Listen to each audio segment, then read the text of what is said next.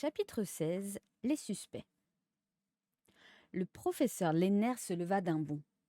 Impossible, absolument impossible. Cette idée est absurde. Monsieur Poirot le considéra d'un air calme, mais sans mot dire. Vous prétendez que le premier mari de ma femme serait un des membres de l'expédition et qu'elle ne l'aurait pas identifié? Parfaitement. Prenez la peine de réfléchir. Voilà une vingtaine d'années, votre femme a vécu seulement quelques mois avec cet homme. L'eût-elle reconnu si elle l'avait rencontré au bout de ce laps de temps? J'en doute. Sa physionomie et son visage se sont transformés. Sa voix n'a peut-être pas beaucoup changé, mais il la surveille. Et remarquez bien ceci, elle ne cherche pas. Elle pense à lui comme à quelqu'un du dehors, un étranger. Un autre événement se présente, le jeune frère, l'enfant entièrement dévoué à la mémoire de son aîné. Maintenant, c'est un homme.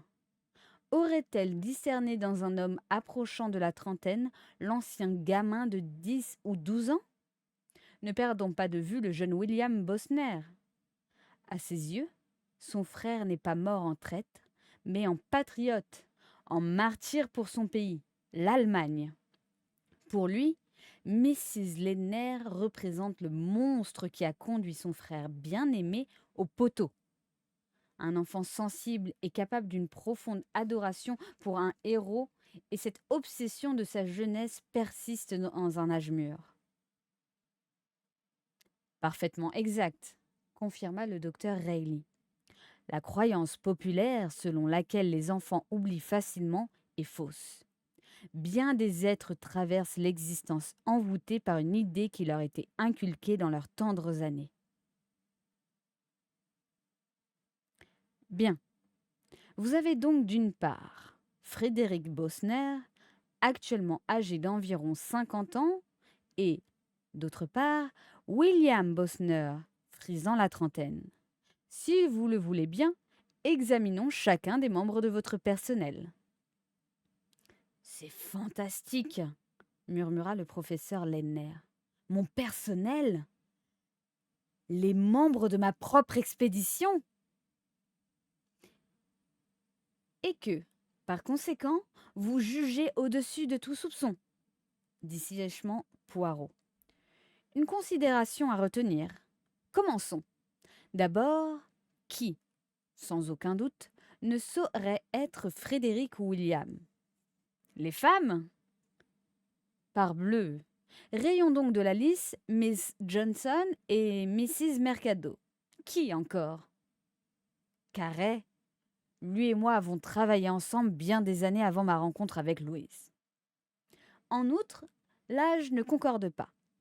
Il a, ce me semble, 38 ou 39 ans.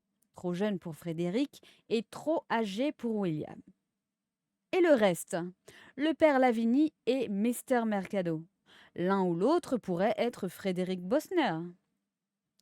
Voyons, cher monsieur, s'écria le professeur Lenner, d'un ton moitié irrité, moitié amusé.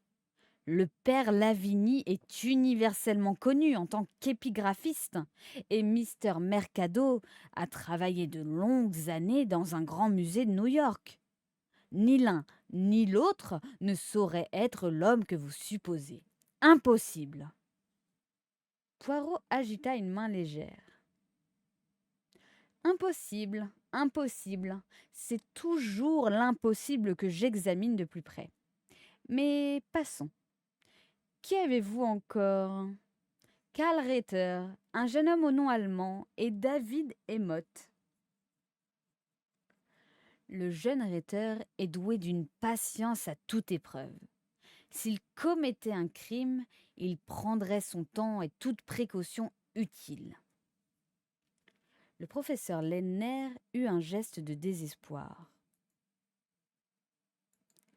Enfin, William Coleman, poursuivit Poirot. Il est anglais. Pourquoi pas? Mrs. Lenner n'a-t-elle pas dit que le jeune Bosner quitta l'Amérique et qu'on perdit sa trace? pourquoi n'aurait-il pas été élevé en Angleterre? Vous avez réponse à tout, observa le professeur Lenner. Quant à moi, je réfléchissais de mon mieux. Dès le début, Mr. Coleman avait évoqué en mon esprit un héros d'un roman de P.G. Wodehouse. Pourrait-il jouer longtemps cette comédie? Poirot prenait des notes sur son calepin. Procédons avec ordre et méthode, dit-il. D'un côté, nous avons deux noms, le père Lavigny et Mr. Mercado. De l'autre, trois, Coleman, Emott et Ritter. Maintenant, considérons un autre aspect de la question, les moyens et l'occasion. Qui, parmi les membres de l'expédition, avait les moyens et l'occasion de commettre le meurtre? Carret se trouvait aux fouilles, Coleman à Hasagné, vous étiez sur la terrasse, il nous reste le père Lavigny, Mr. Mercado, Mrs. Mercado, David Emott, Cal Ritter, Mrs. Johnson et Miss Letteran. « Oh !» m'écriai-je en bondissant de ma chaise. Monsieur Poirot me considéra de ses petits yeux clignotants. « Eh oui, ma sœur, excusez-moi, mais je dois vous comprendre dans ma liste. Il vous était très facile de vous introduire chez Mrs. Lenner et de la tuer alors que la cour était déserte. Vous ne manquez ni de muscles ni de force, et la malheureuse ne se fut pas méfiée avant que vous frappiez le coup. » J'étais bouleversée au point de ne pouvoir articuler un mot. Le docteur Reilly en profita pour s'amuser à mes dépens. « Crime sensationnel, une infirmière tuait ses malades l'un après l'autre, » murmura-t-il. Quel coup d'œil je lui décochai.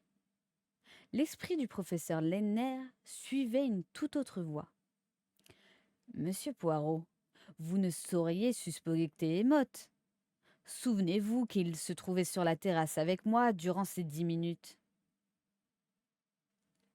Impossible, cependant, de l'exclure. En descendant, il a pu se rendre chez Mrs. Lenner, la tuer et, ensuite, rappeler le boy. Ou bien, il a profité d'une des occasions où il vous a envoyé le gamin. Le professeur Lenner soupira. Quel cauchemar! Quel affreux mystère! À mon étonnement, Poirot partagea son point de vue. Vous pouvez le dire, il existe rarement de crimes aussi mystérieux.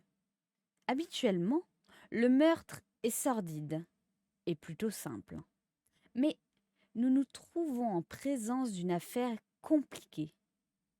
Professeur Lenner, votre femme devait sortir de l'ordinaire. Il avait si bien asséné son cou au bon endroit que je sursautai. « N'est-ce point la vérité, ma sœur ?»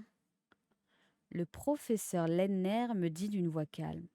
« Mademoiselle, expliquez-lui comment était Louise. Il ne pourra du moins vous accuser de partialité. » Je m'exprimais donc en toute sincérité. Elle était si belle qu'on ne pouvait s'empêcher de l'admirer et de chercher à lui plaire. Jamais je n'avais rencontré une femme pareille. « Merci, » me dit le professeur en souriant. Voilà un témoignage qui, dans la bouche d'une nouvelle venue, prend de la valeur, énonça poliment Monsieur Poirot. Continuons notre enquête. Sous le titre Moyens et occasions, nous retenons 6 noms. Miss Letteran, Miss Johnson, Mrs. Mercado, Mr. Ritter, Mr. Emott et le père Lavigny. Une fois de plus, il s'éclaircit la gorge. Vraiment, ces étrangers ont de drôles d'habitudes. Pour le moment, admettons l'exactitude de notre troisième hypothèse. Le meurtrier est Frédéric ou William Bosner et fait partie de l'expédition. En comparant nos deux listes, nous pouvons réduire le nombre de suspects à 4. Le père Lavigny, Mr. Mercado, Carl Ritter et David Emmott.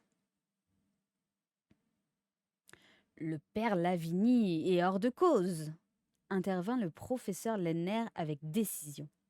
Il appartient à la compagnie des pères blancs de Carthage. Et sa barbe est authentique, ajoutai-je. Ma sœur, un assassin de première force ne porte jamais une barbe postiche. Comment savez-vous que l'assassin est de première force? Demandai-je d'un ton de protestation.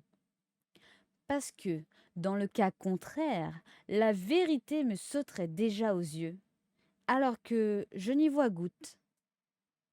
Cet homme est plein de vanité, pensai-je à part moi. Quoi qu'il en soit, répliquai-je, revenons sur la barbe. Il a fallu un certain temps pour la faire pousser. Votre observation est très judicieuse, dit Poirot. Le professeur Lenner s'irritait de plus en plus. Mais c'est ridicule. Le père Lavigny et Mr. Mercado sont des hommes très connus depuis longtemps. Poirot le regarda. Vous manquez de discernement. Un point important vous échappe.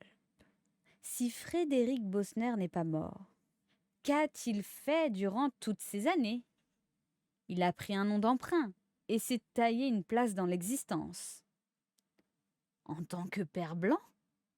Demanda le docteur Reilly d'un ton sceptique. Cela paraît, en effet, quelque peu fantastique, avoua Poirot.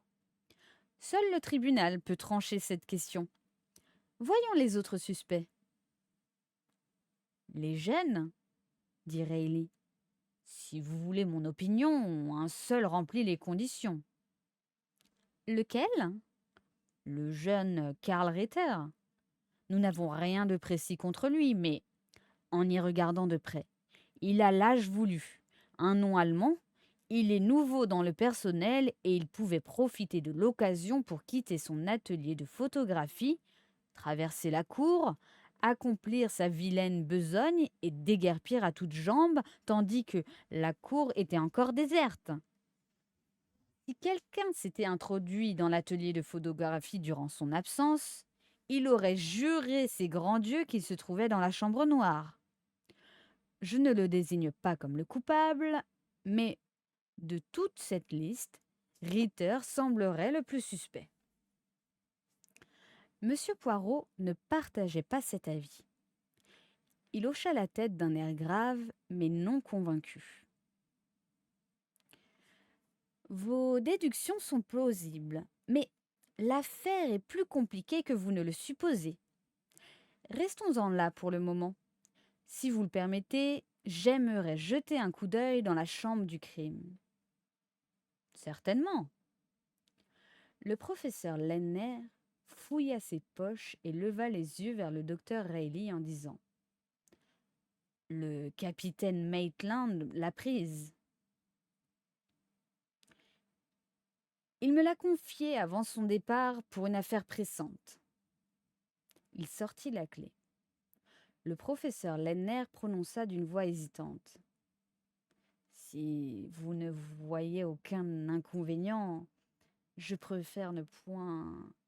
Peut-être mademoiselle. Bien sûr, répondit Poirot. Je comprends votre sentiment et ne veux vous causer aucune peine inutile. Ma sœur, auriez-vous l'obligeance de m'accompagner?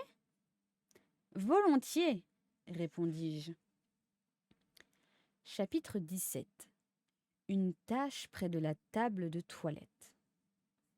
Aux fins d'autopsie, on avait transporté à Hasanier le corps de Mrs. Lenner, mais la chambre était demeurée absolument intacte. Elle était si peu meublée que la perquisition des policiers s'effectua très rapidement. À droite, en entrant, on voyait le lit. En face de la porte, 2 fenêtres munies de barreaux de fer donnaient sur la campagne. Entre elles, une table de chêne à 2 tiroirs tenait lieu de coiffeuse à Mrs. Lenner.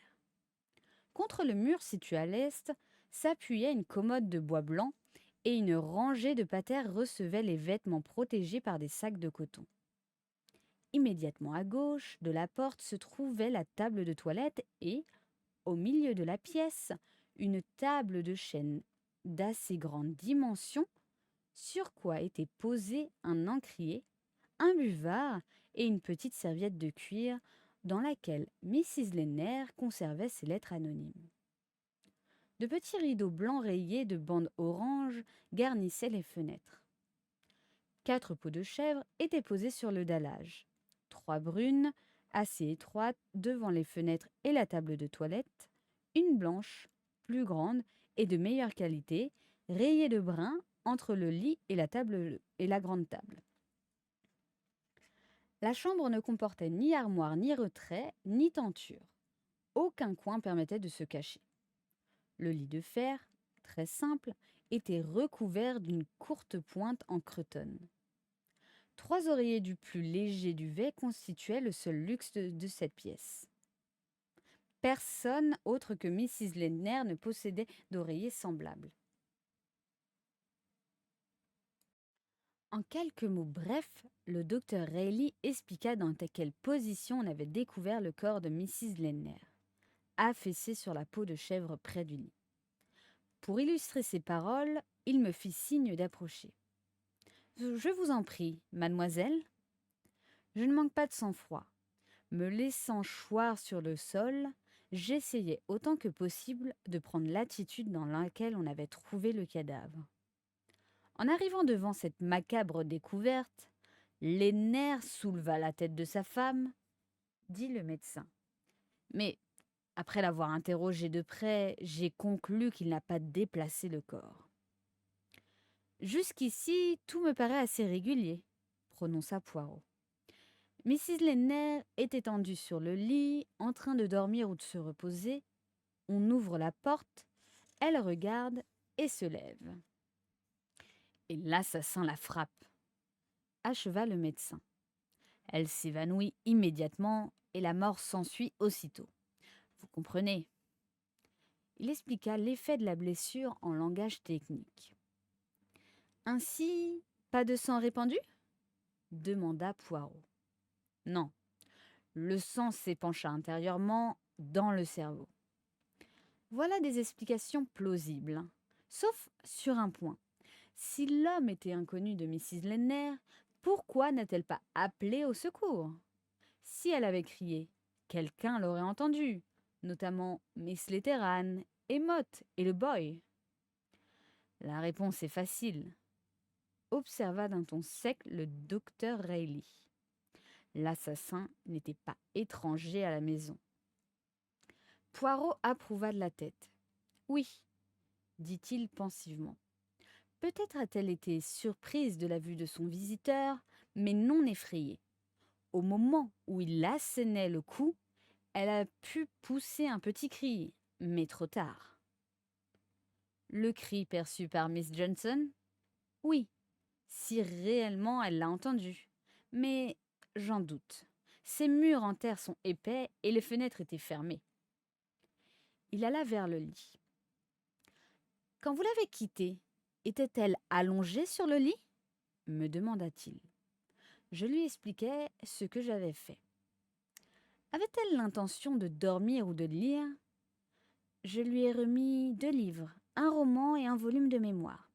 D'habitude, elle lisait pendant un certain temps et finissait par s'endormir. Était-elle, comment dirais-je, dans son état normal ? Je réfléchis un instant. Oui, elle avait l'air tout à fait normale et gaie. Un peu fantasque, peut-être, mais j'attribuais cette humeur au fait que, la veille, elle m'avait fait des confidences et se sentait un peu gênée envers moi. Les yeux de Poirot clignotèrent. « Ah, oui, je comprends très bien ce sentiment. » Il regarda autour de la chambre. « Quand vous êtes entré ici après le meurtre, tout était-il dans le même ordre qu'auparavant ?» Mes yeux firent le tour de la pièce. « Il me semble que oui, tout était resté à sa place. Rien ne relevait la nature de l'arme qui a servi pour frapper. Non. Poirot se tourna vers le docteur Reilly. À votre avis, de quelle arme s'est-on servi? Le médecin s'empressa de répondre. Un objet contondant, très lourd et assez volumineux. La base arrondie d'une statue, par exemple. Attention, je ne prétends pas que ce soit cela, mais quelque chose dans ce genre. Le coup a été donné avec force. Asséné par un bras vigoureux, le bras d'un homme. Oui, à moins que... Le docteur Reilly prononça lentement. Il est encore impossible que Mrs. Lenner ait été agenouillée. Auquel cas, le coup étant frappé d'en haut avec un instrument lourd, la force nécessaire pouvait être moindre. À genoux, murmura Poirot. Ça, c'est une idée. Prenez garde, ce n'est en effet qu'une idée, s'empressa de souligner le médecin. Rien, absolument rien ne l'indique. Mais c'est dans le domaine du possible. Oui, et après tout, vu les circonstances, je ne vois là rien d'extraordinaire. La peur a pu la jeter aux pieds de son bourreau pour demander grâce, au lieu de crier, alors que l'instinct l'avertissait qu'il était trop tard pour appeler au secours, et que personne ne serait arrivé à temps. Oui, dit Poirot pensivement, c'est une idée. Une piètre idée, pensai-je, à part moi. Je m'imaginais mal Mrs. Lenner agenouillée devant qui que ce fût. Poirot fit lentement le tour de la chambre, il ouvrit les fenêtres, éprouva la solidité des barreaux, passa la tête au travers et constata qu'en aucune façon il ne pouvait y introduire les épaules. « Les fenêtres étaient-elles fermées lorsque vous l'avez trouvée ?» dit-il. « L'étaient-elles également quand vous avez quitté Mrs. Lenner à 1h moins le quart ?» Oui, elles demeuraient toujours fermées l'après-midi. Il n'y a pas de gaz devant ces fenêtres comme dans la salle commune et dans la salle à manger. On les tient closes pour empêcher les mouches d'entrer. Et personne ne pouvait pénétrer par là, observa Poirot. Quant aux murs, ils sont construits de terre séchée solide comme de la brique. Il n'existe ni trappe ni verrière. Non, on n'accède à cette chambre que par la porte et pour y arriver, on doit passer par la cour. Celle-ci ne comporte qu'une seule entrée, la porte voûtée. Devant cette porte voûtée se trouvaient 5 hommes qui, tous, racontent la même histoire et je ne crois pas qu'ils mentent. Non, ils ne mentent pas. Nul ne les paye pour mentir. Le meurtrier était ici. Je ne dis rien. N'avais-je pas eu la même impression lorsque tout à l'heure, nous étions réunis autour de la table? Lentement, Poirot marcha dans la chambre. Il prit une photographie posée sur la commode. Elle représentait un vieux monsieur avec un bouc blanc. Il m'interrogea du regard. « Le père de Mrs. Lenner, dis-je. Je le tiens d'elle-même. » Il la remit à sa place et jeta un coup d'œil sur les articles de la table de toilette. Tous en écaille, simple mais élégant. Son regard s'attarda ensuite sur une étagère garnie de livres dont il énonça les titres à voix haute. Qui étaient les Grecs? Introduction de la relativité. La vie de Lady Esther Stanhope. Le train de grève. Le retour à Mathusalem. Linda Condom. Vont-ils nous fournir quelques indications? Ce n'est pas une ignorante.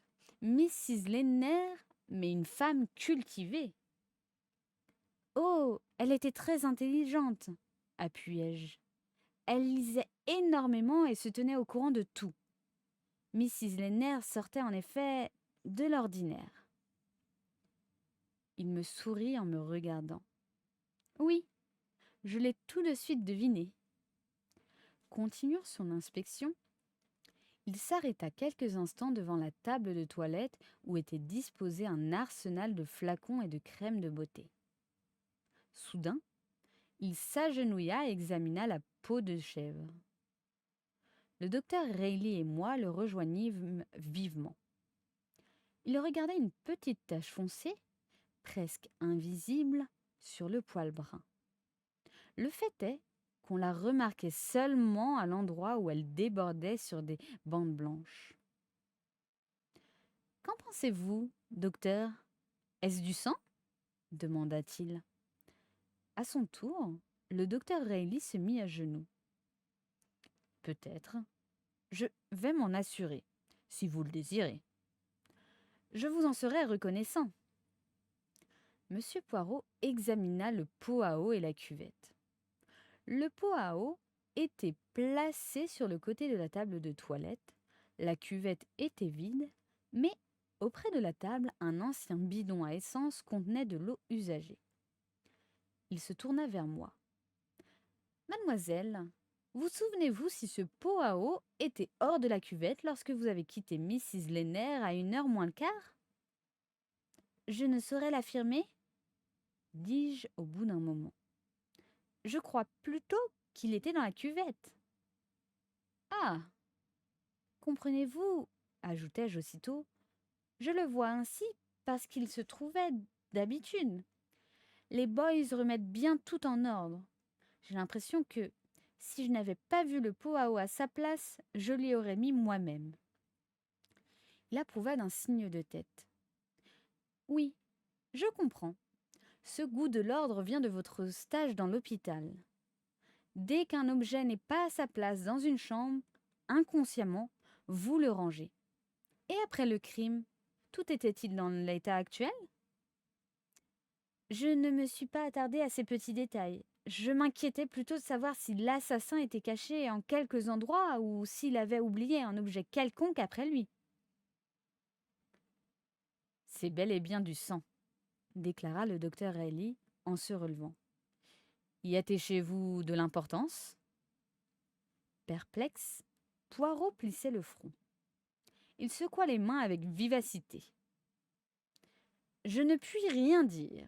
Comment le saurais-je ? Cette tache peut ne rien signifier du tout. Il me serait permis d'en déduire que le meurtrier, ayant du sang sur les mains, est allé se les laver. Les choses ont pu se passer ainsi. Mais ne nous hâtons pas de conclure. La blessure n'a pu saigner que très peu, observa le docteur Reilly. Le sang n'a pas jailli. Tout au plus aurait-il suinté. Naturellement, si l'assassin a touché la plaie, je frémis. Une vision affreuse se présenta à ma pensée. Un individu, le jeune photographe à la jolie figure rose, frappait mortellement cette belle femme, puis, penché sur elle, les traits soudains cruels, enfonçait les doigts dans la blessure à la façon d'un sadique. Le docteur Reilly remarqua mon tremblement. « Qu'avez-vous, nurse ?»« Rien, seulement la chair de poule, » répondis-je. Se retournant, Monsieur Poirot m'observa. « Je vois ce qu'il vous faut, ma sœur. Tout à l'heure, notre perquisition terminée, je retournerai à Hasanier en compagnie du docteur et je vous emmènerai avec nous. Voulez-vous offrir le thé à Miss Letteran, docteur ? » J'en serais ravi. Monsieur Poirot me donna une tape amicale sur l'épaule. Une petite tape à l'anglaise, qui n'avait rien d'étranger. « Ma sœur, faites ce que je vous dis. De plus, vous me rendrez un grand service. J'aimerais discuter avec vous certains sujets que je ne puis aborder ici par respect des convenances.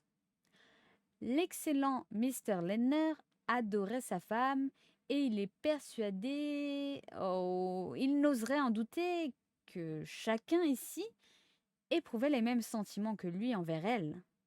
Selon moi, ce ne serait pas naturel. Non, il faut que nous parlions de Mrs. Lenner. Voyons, comment dire, sans prendre de gants. Ainsi, voilà une question réglée. Dès que nous aurions rempli nos tâches ici, nous vous emmenons avec nous à Azanier. N'importe comment, il faut que je quitte ma place. Ma situation ici est plutôt gênante. N'en faites rien pendant 1 ou 2 jours, me conseilla le docteur Reilly. Vous ne sauriez décemment partir avant les obsèques. Très bien. Et si j'allais être assassinée à mon tour? Dis-je en plaisantant à demi. Le docteur Reilly le prit de la même façon et je m'attendais à une répartie spirituelle de sa part, mais, à ma surprise, Monsieur Poirot s'immobilisa soudain au milieu de la pièce et se frappa le front de la paume de sa main. « Ah, c'est possible !» murmura-t-il. « Il y a du danger, oui, un grand danger. Mais qu'y faire? Comment l'éviter? » Voyons, monsieur Poirot, je ne parlais pas sérieusement. Qui songerait à me tuer? Je vous le demande un peu. Vous ou un autre, dit-il. Et le ton de ses paroles me fit courir un frisson de peur dans le dos. Pourquoi? Insistai-je. Il me regarda droit dans les yeux. À mon tour de rire, mademoiselle. Mais n'oubliez pas que tout, dans l'existence, n'est pas sujet de plaisanterie. Ma profession m'a appris bien des vérités, dont la redoutable est celle-ci. L'assassinat devient une habitude. Chapitre 18. Le thé chez le docteur Reilly. Avant notre départ, Poirot fit une ronde autour de la maison, d'habitation et des dépendances. Il posa aussi quelques questions au serviteur, par le truchement du docteur Reilly qui, à mesure, traduisait les questions d'anglais en arabe et vice-versa. Cet interrogatoire portait principalement sur l'aspect extérieur de l'étranger que Mrs. Lenner et moi avions surpris regardant par la fenêtre et avec qui, dès le lendemain, le père Lavigny s'était entretenu. « Croyez-vous vraiment que cet individu soit mêlé à l'affaire ?» s'enquit le docteur Reilly, alors que nous roulions, tous cahotés, dans sa voiture sur la mauvaise route d'Azanier. « J'aime apprendre tous les renseignements possibles, » fut la réponse de Poirot. Ce trait illustre admirablement la façon de procéder du petit détective belge. Par la suite, je découvris qu'à ses yeux, aucun détail ne demeurait insignifiant. Il relevait le moindre potin. D'ordinaire, les hommes dédaignent les commérages. Je fus heureuse, je l'avoue, de boire une tasse de thé en arrivant chez le docteur Reilly. Monsieur Poirot mit 5 morceaux de sucre dans la sienne et, remuant son thé avec soin, il dit « À présent, nous pouvons parler librement, n'est-ce pas? Et chercher qui, vraisemblablement, a tué Mrs. Lenner. » Lavigny, Mercado, Emote ou Reiter? Demanda le docteur Reilly. Non, non. Cette liste a été dressée suivant l'hypothèse numéro 3. Étudions plutôt l'hypothèse numéro 2. Laissant dans l'ombre le mystérieux mari au beau-frère surgi du passé. Cherchons maintenant à loisir quel membre de l'expédition a pu avoir les moyens et l'occasion de supprimer Mrs. Lenner et qui est capable d'un tel acte. Cette idée ne me semblait pas tout à l'heure retenir votre attention. Au contraire, mais je possède un tact naturel, dit Poirot sur un ton de reproche. Pouvais-je, en présence du professeur Lenner, discuter les mobiles ayant pu pousser un des membres de son expédition à tuer sa femme? Ce était manquer de délicatesse. Mieux valait lui laisser l'illusion que son épouse était adorable et que tous l'adoraient. Mais il va de soi, tel n'est pas le cas. Entre nous, rien ne nous empêche d'exprimer de façon brutale et objective le fond de notre pensée. Nous n'avons plus à tenir compte de l'opinion des gens. Ici, le concours de Miss Letteran nous sera précieux. Elle a, je n'en doute pas, de remarquables dons d'observation. Oh, je n'en suis nullement certaine, répliquai-je. Le docteur Reilly me tendit une assiette de brioche chaude que je trouvais excellente. Pour vous donner du courage, me dit-il. Maintenant, arrivons au fait, déclara M. Poiron d'un ton aimable. Exposez-moi, ma sœur, les sentiments de chacun des membres de l'expédition envers Mrs. Lenner. Mais je n'ai passé qu'une semaine avec eux, monsieur Poirot. Pour une personne de votre intelligence, cela suffit amplement. Une infirmière juge vite son monde. Elle se forme une opinion et agit en conséquence. Commençons, si vous voulez, par le père Lavigny. Vous me placez dans un rude embarras.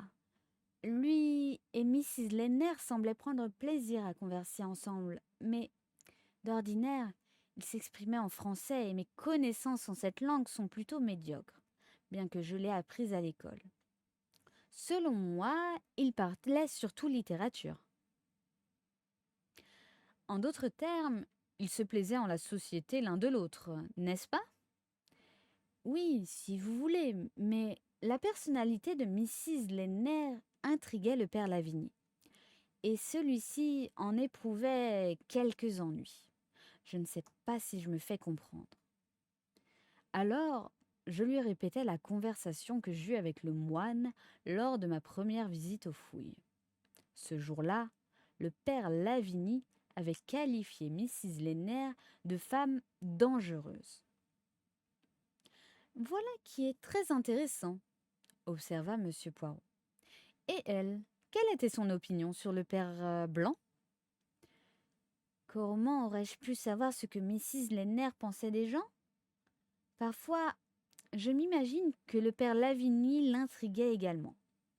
Je me souviens d'avoir entendu Mrs. Lenner dire à son mari que ce prêtre ne ressemblait à aucun de ceux qu'elle avait rencontrés jusque-là. Vous vous montrez terrible pour ce malheureux moine, dit le docteur Reilly d'un ton facétieux. Mon cher ami, lui dit Poirot, vous avez peut-être quelques malades à visiter. Pour rien au monde, je ne voudrais vous déranger dans l'accomplissement des devoirs de votre profession. Les malades ne manquent pas. J'en ai plein, un hôpital, déclara le médecin, qui se leva et sortit en riant. Voilà qui me plaît, dit Poirot. Nous allons maintenant converser en tête-à-tête de façon plus intéressante et plus utile. Mais que cela ne vous empêche point de prendre votre thé. Il me passa une assiette de sandwich et m'offrit une seconde tasse de thé. Il se montrait réellement agréable et plein d'attention. À présent, reprenons notre sujet et faites-moi part de vos impressions. À votre avis, qui, parmi les membres de l'expédition, n'aimait pas Mrs. Lenner? Je vais formuler une opinion toute personnelle, et je ne voudrais pas qu'elle fût répétée comme venant de moi. Comptez sur ma discrétion. Eh bien, à mon sens, la petite Mrs. Mercado détestait cordialement Mrs. Lenner. Ah, et Mr. Mercado? Mrs. Lenner lui avait un peu tourné la tête. À part son épouse, les femmes ne devaient faire en aucun cas de lui. Et Mrs. Lenner excellait tant à s'intéresser aux autres et à écouter leurs confidences. Le pauvre homme se sera sans doute forgé des idées. Et Mrs. Mercado voyait cela d'un mauvais œil? Elle se concevait de la jalousie. Si vous voulez savoir la vérité, on ne se montre jamais trop circonspect lorsqu'on vit avec des gens mariés. Je pourrais vous en raconter de drôles là-dessus. Vous ne soupçonnez point ce qui se passe dans l'esprit d'une femme lorsque son mari est en jeu. Oh, mais je ne doute pas de ce que vous me dites. Ainsi, Mrs. Mercado se montrait jalouse et exécrait Mrs. Lenner. Je l'ai vue lui lancer des regards comme si elle eût voulu la foudroyer. Oh, mon Dieu! Excusez-moi, monsieur Poirot. Ce n'est pas ce que je voulais dire. Pas une minute, je n'ai songé. Non, non, je comprends parfaitement. Ces paroles vous ont échappé et tombent à propos. Mrs. Lenner s'inquiétait-elle de cette animosité de Mrs. Mercado? Je réfléchis avant de répondre. Elle ne semblait y attacher aucune importance. Au fait, je ne sais même pas si elle s'en est aperçue. Une fois, j'ai cru devoir l'en avertir, encore que cette intervention m'ennuyait beaucoup. Et puis, je me suis dit qu'on regrettait souvent d'avoir parlé, jamais de s'être tu. Vous faites preuve d'une grande sagesse. Pourriez-vous me citer quelques exemples où Mrs. Mercado a trahi devant vous ses sentiments? Je lui répétai notre conversation sur la terrasse. Elle vous a donc parlé du premier mariage de Mrs. Lenner. À ce moment-là, vous a-t-elle regardé pour se rendre compte si vous aviez entendu une version différente de la sienne? Croyez-vous qu'elle était au courant de la vérité? C'est encore possible. Elle a pu écrire ses lettres et inventer de toutes pièces cette histoire de main qui frappe à tout le reste. Moi-même, j'y ai songé. Je le juge parfaitement capable d'une vengeance mesquine de ce genre. Oui, je la croirais volontiers cruelle, mais je doute qu'elle possède suffisamment de cran pour commettre un assassinat, à moins que... Après une pause, il ajouta. Je pense à cette curieuse réflexion qu'elle nous a faite. Je sais pourquoi vous êtes ici. Que voulait-elle insinuer par là? Je me le demande. Elle vous suspectait d'être venue pour une toute autre raison que celle que vous avez déclarée? Laquelle? Et pourquoi se croyait-elle visée? Pourquoi aussi cette insistance à vous dévisager pendant le thé, le jour de votre arrivée? Oh, vous savez, Mrs. Mercado ne brille point par ses manières, m'empressai-je de répondre. Cela, ma sœur, est une excuse, non une explication. Je ne saisis pas très bien sa pensée, mais il poursuivit. Et les autres membres du personnel? Je réfléchis. Miss Johnson ne nourrissait pas non plus des sentiments très affectueux envers Mrs. Lenner. Mais elle ne s'en cachait point et franchement admettait devant moi ses préventions contre la femme du professeur. Toute dévouée à Mr. Lenner, elle avait travaillé avec lui pendant des années et, vous comprenez, le mariage apporta bien des changements. Bien, dit Poirot. Et du point de vue de Miss Johnson, ce mariage ne valait rien. Le professeur eut bien mieux fait de l'épouser, elle. Certes, je le crois, moi aussi. Mais un homme reste toujours un homme. Pas un sur 100 ne consulte sa raison au moment de choisir une femme. Ma foi, on ne saurait en blâmer le professeur Lenner. La pauvre Miss Johnson est bien mal partagée quant aux attraits physiques, tandis que Mrs. Lenner était réellement une belle femme. Pas toute jeune, mais oh, si vous l'aviez connu! Il émanait un charme de toute sa personne. Mr. Coleman l'a comparé un jour à une nymphe des forêts. Vous allez peut-être vous moquer de moi, mais je trouvais aussi à Mrs. Lenner une allure éthérée. En somme, une femme possédait le don de se faire aimer. Je comprends, dit Poirot. D'autre part, Mr. Carey et elle ne faisaient guère bon ménage, repris-je. Je le trouvais jaloux à la façon de Miss Johnson. Il lui parlait toujours sèchement et Mrs. Lenner lui répondait sur le même ton. Quand elle lui passait un plat, elle se montrait polie, mais l'appelait toujours Mr. Carey d'un ton cérémonieux. Évidemment, c'était un vieil ami de son mari et certaines femmes ne peuvent supporter que d'autres aient connu leur époux avant elles-mêmes. Enfin, vous voyez ce que je veux dire. Oui, oui, je comprends. Et les trois jeunes hommes, ne disiez-vous pas que Coleman devenait poète lorsqu'il parlait d'elle? Je ne pus réprimer mon envie de rire. C'est même très drôle, un garçon si terre à terre. Et les deux autres? Je ne connaissais guère Mr. Emott, ce garçon si réservé et si calme. Mrs. Lenner le traitait avec beaucoup de gentillesse. Elle l'appelait familièrement David et le taquinait au sujet de Miss Reilly. Ah, vraiment? Goûtait-il ces sortes de plaisanteries? Je n'en sais rien. Il se contentait de regarder d'un air bizarre.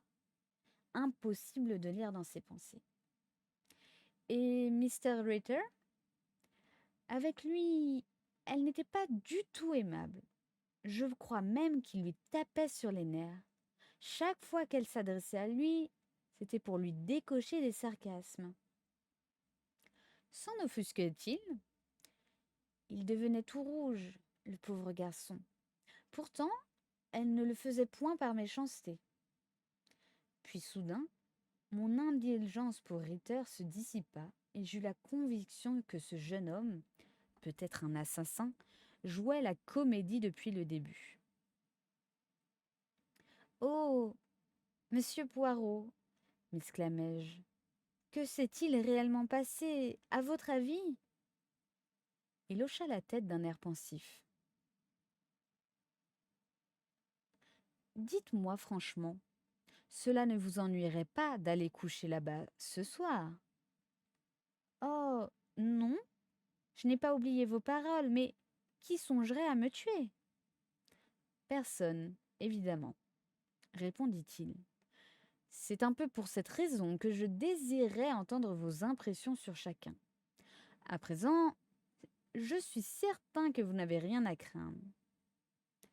Si quelqu'un m'avait dit à Bagdad... » Je m'interrompis. Vous aviez déjà entendu quelques racontars sur les Lenner et les membres de l'expédition avant de venir ici? Me demanda-t-il. Je lui appris le surnom donné à Mrs. Lenner et lui touchai un mot de ses propos de Mrs. Kelsey. À ce moment, la porte s'ouvrit et Miss Reilly entra. Elle venait de jouer au tennis et tenait encore sa raquette à la main. Je savais que Poirot lui avait déjà été présenté à son arrivée à Hasanier. Elle me salua de son air indifférent et prit un sandwich. « Eh bien, monsieur Poirot, dit-elle, où en êtes-vous de votre crime local? Pas très loin, mademoiselle. Je m'aperçois que vous avez sauvé Miss Letteran du naufrage. Mademoiselle vient de me fournir des informations précieuses sur les différentes personnes composant l'expédition. J'ai ainsi appris maintes détails sur la victime. Et la victime possède souvent la clé du mystère. Mes compliments pour votre grande perspicacité, monsieur Poirot. En tout cas, laissez-moi vous dire que si une femme méritait de finir assassinée, c'est bien Mrs. Lenner. « Miss Reilly !» m'écriai-je scandalisée. Elle émit un petit rire mauvais. « Ah !» dit-elle. « Je me doutais bien qu'on ne vous avait pas révélé l'exacte vérité. Comme les autres, Miss Letteran s'est laissée prendre au piège. Je souhaite, monsieur Poirot, que le meurtrier de Louise Lenner vous échappe. J'éprouve une vive sympathie envers lui, car moi-même, je l'avoue, j'aurais supprimé cette femme sans le moindre remords. Cette petite peste m'inspirait une véritable horreur. Monsieur Poirot l'écouta sans émouvoir. Il s'inclina et dit d'un ton aimable. « En ce cas, j'espère, mademoiselle, que vous avez préparé un alibi pour justifier votre emploi du temps d'hier après-midi. » Il y eut un moment de silence, et la raquette de Miss Reilly tomba sur le parquet. Elle ne se donna même pas la peine de la ramasser et proféra d'une voix haletante. Je jouais au tennis au club. Mais sérieusement, monsieur Poirot, je me demande si vous savez quel genre de femme était Mrs. Lenner. Il renouvela son petit salut et déclara. Veuillez vous-même m'en informer, mademoiselle. Elle hésita un instant, puis s'exprima avec une sécheresse et une méchanceté écœurantes. Un préjugé stupide exige qu'on se taise devant la mort. La vérité reste toujours la vérité. Et, tout bien pesé, mieux vaudrait ne pas médire des vivants, car on risque de leur nuire. Les morts sont au-dessus de ces contingences. N'empêche que les conséquences du mal commis par eux de leur vivant subsistent parfois après leur disparition. Miss Letteran vous a-t-elle fait part du malaise qui planait sur Tel Arija? Vous a-t-elle dit à quel point tout le monde paraissait agité et soupçonneux? Tout cela par la faute de Louise Lenner. Il y a 3 ans, lorsque je n'étais encore qu'une fillette, il me plaisait de voir tous les membres de l'expédition si gais et si heureux. Même l'année dernière, tout marchait assez bien. Mais cette saison, un nuage pesait sur le groupe à cause d'elle. Elle appartenait à ce genre de femme qui ne souffre pas le bonheur autour d'elle. Elle éprouvait le besoin de semer la brouille, soit par plaisir ou par désir de dominer, ou peut-être simplement parce qu'elle était ainsi faite. De plus, elle accaparait tous les hommes autour d'elle. « Miss Reilly !» m'écriai-je. « Vous vous trompez. Je proteste contre vos propos. » Elle reprit, sans tenir compte de ma remarque. Non contente d'avoir un mari qui l'adorait, il fallait qu'elle tournât la tête à cet imbécile de Mercado. Ensuite, elle jeta son dévolu sur Bill. Un type raisonnable, Bill, mais elle est tout de même parvenue à l'éblouir. Quant à Karl Ritter, elle prenait un malin plaisir à le tourmenter. Elle avait un beau jeu. Ce garçon est timide et rougit comme une fille. Elle obtint moins de succès auprès de David. Celui-ci reconnaissait le charme de la femme, mais savait y résister. Il se rendait pleinement compte qu'elle était dépourvue de toute sentimentalité. Nullement en quête d'intrigue amoureuse, elle s'amusait avec le cœur des hommes et dressait les gens les uns contre les autres. Elle s'y entendait à merveille. De sa vie, elle n'eut de dispute avec personne, mais que des querelles naissaient à cause d'elle. Il lui fallait des drames, à condition de ne pas y être mêlée. Tapie dans l'ombre, elle tirait les ficelles et riait des souffrances d'autrui. Vous saisissez, n'est-ce pas, monsieur Poirot? Peut-être plus que vous ne le pensez, mademoiselle. Le petit monsieur ne s'indignait pas, mais sa voix recelait « Quoi ?» Je ne puis vous l'exprimer. Cependant, Sheila Reilly le comprit mieux que moi, car son visage s'empourpra aussitôt. « Pensez-vous que vous voudrez, dit-elle, mais je voulais dépeindre telle qu'elle était en réalité. Cette femme intelligente s'ennuyait. Alors, pour passer le temps, elle l'expérimentait sur des êtres humains, tout comme d'autres le font sur des produits chimiques. Elle se plaisait à exaspérer les sentiments de la pauvre Miss Johnson qui, à chaque fois, mordait à l'hameçon, mais savait se dominer. Elle existait la petite Mercado et la mettait dans de terribles colères. Elle me blessait au vif et j'avoue que j'y donnais prise à tout instant. Elle s'employait à connaître les torts de chacun et les servait au moment opportun. Elle n'exerçait pas de chantage proprement dit. Elle se contentait de faire connaître aux gens ce qu'elle savait sur leur compte et les laissait dans le doute sur ses intentions. Ah, cette femme était vraiment artiste à s'y prendre avec une rare délicatesse. Et son mari? Demanda Poirot. Elle le traitait avec beaucoup d'égard et de gentillesse, prononça lentement Miss Reilly. Elle paraissait beaucoup l'aimer. C'est un homme charmant, continuellement accaparé par ses travaux archéologiques. Il adorait Louise. Il la mettait sur un piédestal. Certaines femmes en eussent été ennuyées, mais pas elle. Quant à lui, Il vivait dans une complète béatitude et il s'estimait heureux parce que sa femme remplissait son idéal. D'autre part, il est bien difficile de concilier cette confiance avec. Continuez, je vous en prie, mademoiselle, insista Poirot. Elle se tourna vers moi. Qu'avez-vous dit à monsieur Poirot au sujet de Richard Carey? Au sujet de Mr. Carey? Demandai-je étonné. Oui, à propos de Mrs. Lenner et Mr. Carey. Ma foi, j'ai dit qu'ils ne s'entendaient guère. À ma surprise, elle éclata de rire. Ils ne s'entendaient guère. Quelle naïveté! Elle était follement éprise d'elle et en souffrait beaucoup, étant donné sa vieille amitié pour Lenner. Cette seule raison suffisait pour qu'elle s'interposât entre ces deux hommes. Toutefois, j'imagine que... Eh bien? Absorbée dans ses pensées, elle fronça le sourcil. J'imagine que, pour une fois, poussant les choses trop loin, elle s'est laissée prendre à son propre piège. Carré est un homme séduisant au possible. Elle agissait d'ordinaire à froid, mais avec lui, elle s'enflamma comme une torche.